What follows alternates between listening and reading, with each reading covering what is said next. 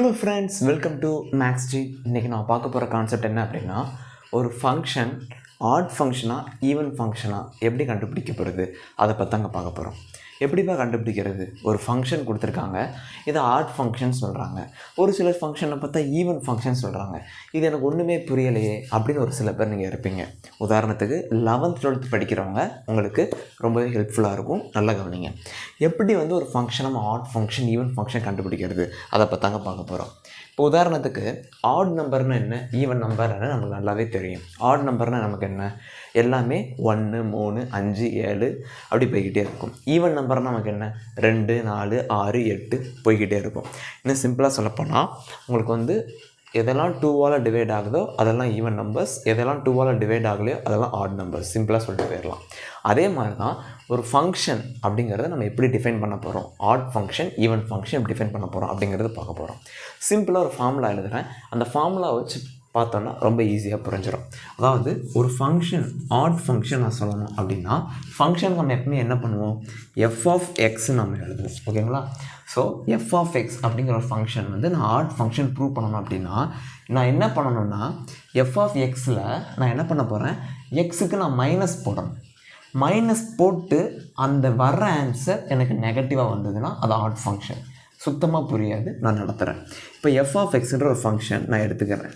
F of எக்ஸ்ன்ற function நான் x க்யூப்னு நான் எடுக்க போகிறேன். என்ன எடுக்க போகிறேன், எக்ஸு க்யூப்னு எடுக்க போகிறேன். இன்னொரு எஃப் ஆஃப் எக்ஸ்ன்ற ஃபங்க்ஷன் எடுத்துக்கிறேன், ஈக்குவல் டு எக்ஸ் ஸ்கொயர்னு எடுத்துக்கிறேன். ஸோ ரெண்டு ஃபங்க்ஷன் எடுத்துக்கிட்டேன். ஒரு function F of X equal to X cube, இன்னொரு function F of X equal to X square. இப்போது இந்த ரெண்டு ஃபங்க்ஷனில் எனக்கு ஆட் ஃபங்க்ஷன் எது அப்படிங்கிறத நான் பார்க்க போகிறேன். இப்போ ஃபஸ்ட்டு இதை நான் செக் பண்ணி பார்க்க போகிறேன். நான் என்ன சொல்லியிருந்தேன், எக்ஸுக்கு நான் மைனஸ் போட்டு பார்க்கணும், வர ரிசல்ட் எப்படி இருக்கும், அதில் மைனஸ் எனக்கு வெளியில் வரணும். வந்துச்சுன்னா அந்த ஃபங்க்ஷன் ஆட் ஃபங்க்ஷன். இன்னும் சிம்பிளாக சொல்ல போனால் formula F of minus X is equal to minus F of X. நான் சொல்கிறது புரியுதில்ல? எக்ஸுக்கு நீங்கள் மைனஸ் போட்டிங்கன்னா அந்த மைனஸ் எனக்கு வெளியில் வந்துடணும். அந்த ஃபங்க்ஷன் எனக்கு என்ன ஃபங்க்ஷன், ஆட் ஃபங்க்ஷன். இப்போ என்ன பண்ண போகிறேன், F of X equal to X ஸ்கொயர்னு எடுத்துக்கிட்டேன். இதில் எக்ஸுக்கு நான் மைனஸ் போட போகிறேன். அப்போது எஃப் ஆஃப் மைனஸ் எக்ஸ் நான் போடுறேன். அங்கே எனக்கு என்ன வரும், மைனஸ் எக்ஸுக்கு ஸ்கொயர் போடுறேன். அப்போ என்ன ஆகும், மைனஸை நான் ஸ்கொயர் பண்ணால் மைனஸ் இன்ட்டு மைனஸ் எனக்கு ப்ளஸ் ஆயிரும். So X square. ஸோ இப்போ எனக்கு என்ன ஆயிடுச்சுன்னு பாருங்கள், நான் எஃப் ஆஃப் மைனஸ் எக்ஸ் போட்டால் எனக்கு என்ன வரணும், மைனஸ் எஃப் ஆஃப் எக்ஸ்னு வரணும். ஆனால் எனக்கு என்ன வந்திருக்கு, போட்ட ஆன்சரே திரும்ப வந்திருக்கு. இன்னும் தெளிவாக சொல்ல போனால் F of minus X is equal to F of எக்ஸ்னே எனக்கு வந்திருக்க வெளியே அந்த மைனஸ் எனக்கு வரலை. ஓகேங்களா?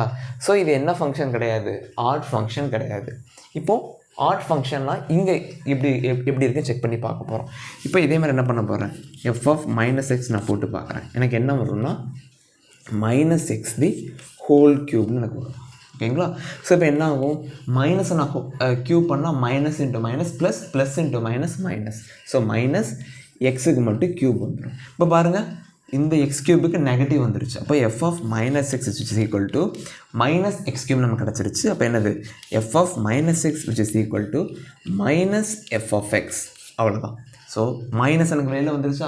அங்கே பாருங்கள், எனக்கு போட்டதில் எனக்கு எப்படி தான் வந்திருக்கு, F of minus X which is equal to வெறும் எஃப் ஆஃப் எக்ஸாக எனக்கு வந்திருக்கு. அப்போ எனக்கு மைனஸ் எனக்கு வெளியில் வரல.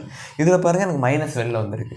So F of minus X போட்டு மைனஸ் எஃப் ஆஃப் எக்ஸ் எனக்கு வந்துச்சுன்னா அந்த function odd function. F of எக்ஸில் மைனஸ் போட்டு minus F of minus X equal to வெறும் எஃப் ஆஃப் எக்ஸ்னு வந்துச்சுன்னா, அதாவது எஃப் ஆஃப் மைனஸ் எக்ஸ் போட்டு வெறும் எஃப் ஆஃப் எக்ஸ் மைனஸ் வராமல் ப்ளஸ் எஃப் ஆஃப் எக்ஸ் வந்துச்சுன்னா அந்த ஃபங்க்ஷன் எனக்கு என்ன ஃபங்க்ஷன், ஆட் ஈவன் ஃபங்க்ஷன். இது ஆட் ஃபங்க்ஷன், அது என்னது ஈவன் ஃபங்க்ஷன். சிம்பிளாக சொல்கிறேன், இது odd. F of minus X போட்டு மைனஸ் எனக்கு வெளில வந்துருச்சு, ஆட். இதே மாதிரி நான் மாடலில் இங்கே பண்ணி பார்க்குறேன், எனக்கு மைனஸ் எனக்கு வெளில வரல. அப்போ எனக்கு என்னது, போட்ட ஃபங்க்ஷன் திரும்ப வந்துடுச்சு. So F of minus is equal to வெறும் எஃப் ஆஃப் எக்ஸ் கிடச்சிருச்சு, அதாவது ப்ளஸ் எஃப் ஆஃப் எக்ஸ். இப்படிப்பட்ட ஃபங்க்ஷன் நமக்கு என்ன ஃபங்க்ஷன், ஈவன் ஃபங்க்ஷன். ஸோ சிம்பிளாக சொல்லணும்னா, ஃபார்முலா வைஸாக சொல்லணும்னா இந்த பாருங்கள், எஃப் ஆஃப் இது ஈவன் ஃபங்க்ஷனுக்கான formula. So F of minus X which is equal to F of X. அவ்வளோதான். சிம்பிளாக சொல்ல போனால் இவ்வளோ தாங்க. F of minus equal to minus F of X, F of minus X equal to F of X. அவ்வளோதான். இப்போ இது X cube X square தான் இருக்கா அப்படின்னா அது உங்களுக்கு புரிய வைக்கிறதுக்காக நான் போட்டது. வேறு ஃபங்க்ஷன் இருக்குது. உதாரணத்துக்கு ட்ரிக்னாமெட்ரியில் நீங்கள் பார்த்தீங்கன்னு வச்சுக்கோங்களேன், சைனு காசு டேனு இந்த மூணுத்தையும் நம்ம பார்க்கலாம். Sine cos tan. அதாவது சைன் தீட்டாவுக்கு ஒரு ப்ராப்பர்ட்டி உண்டு, காஸ் தீட்டாவுக்கு ஒரு ப்ராப்பர்ட்டி உண்டு, டேன் தீட்டாவுக்கு ஒரு ப்ராப்பர்ட்டி உண்டு. அதாவது சிம்பிளாக சொல்ல போனால் சைனுடைய கிராஃப் நீங்கள் பார்த்தீங்கன்னா நமக்கு வந்து 0 வழியோடி பாஸ் ஆகும். காசோடைய கிராஃப் பார்த்தீங்கன்னா π/2 வழியோடி தான் பாஸ் ஆகும். டேனுடைய கிராஃப் பார்த்தீங்கன்னா 0 வழியோடு உங்களுக்கு பாஸ் ஆகும். ஓகேங்களா? அதுக்கான டயக்ராம் உங்களுக்கு சைடில் தெரிஞ்சிருக்கும். சைன் பாருங்கள் 0 வழியோடி பாஸ் ஆகும், காஸ் பாருங்கள் π/2 வழியோடி பாஸ் ஆகும், டேன் பார்த்தீங்கன்னா 0 வழியோடி பாஸ் ஆகும். இதை நம்ம எப்படி பிரிக்கிறது அப்படின்னு பார்த்தீங்கன்னா சைன் தீட்டாவுன்னு ஒரு ப்ராப்பர்ட்டி உண்டு. என்ன அப்படின்னா நீங்கள் சைன் தீட்டா எடுத்துக்கிட்டேன்னு வச்சுக்கோங்களேன், இதில் sine of minus theta equal உங்களுக்கு என்ன வந்துடும், மைனஸ் சைன் தீட்டான்னு உங்களுக்கு வந்துடும். நெக்ஸ்ட்டு இப்போ பாருங்கள், காஸ் ஆஃப் மைனஸ் தீட்டா நீங்கள் போட்டிங்கன்னா உங்களுக்கு என்ன வந்துடும், வெறும் காஸ் தீட்டா உங்களுக்கு வந்துடும்.